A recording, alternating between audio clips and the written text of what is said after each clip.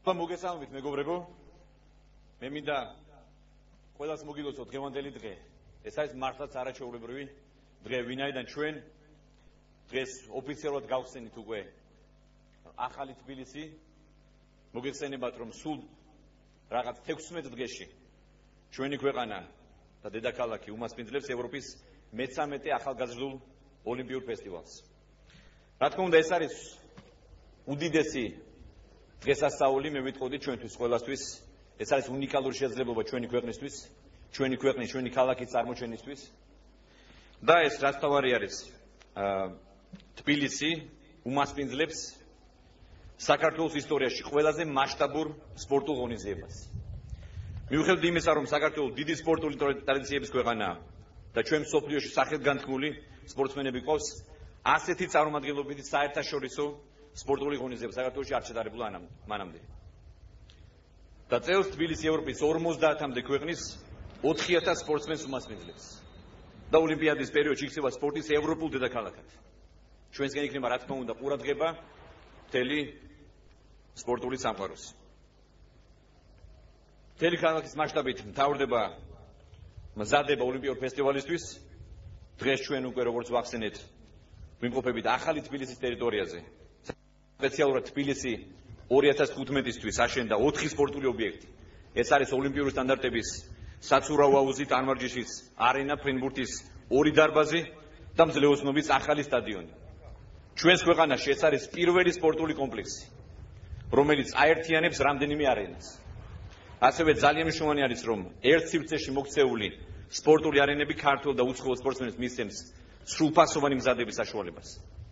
და არაჩვეულებრივ შესაძლებლობას, რომ განთავსდნენ, აქ ივარჯიშონ, მოემზადონ და განიტვირთონ კომპლექსიდან გაუსვლელად.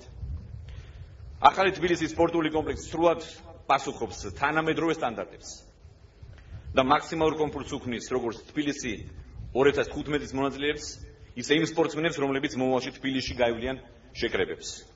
თავისი არქიტექტურით და შინაარსით ეს კომპლექსი მართლაც მნიშვნელოვანი განაცხადი არის და წარმატებული ნაბიჯი ქართული სპორტისთვის.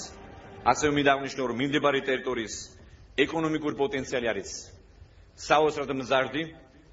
ამ ახალი ტერიტორიის განაშენება იძლევა ქალაქის მოსახლეობის საცხოვრებელი პირობების გაუმჯობესების პერსპექტივას. ეს არის ეკოლოგიურად სუფთა უბანი, რაც კიდევ ერთ დამატებით მოტივაციას უქმნის კერძო ინვესტორებს. ოლიმპიადის დაშენებული სპორტული კომპლექსები და ეს ინფრასტრუქტურა სრულად შეგვაძლევს არა მარტო ღირსეულად დავხვდეთ ჩვენს სტუმრებს, არამედ მომავალში უზრუნველყოთ სხვადასხვა საერთაშორისო ტურნირების გამართვა ჩვენს ქვეყანაში.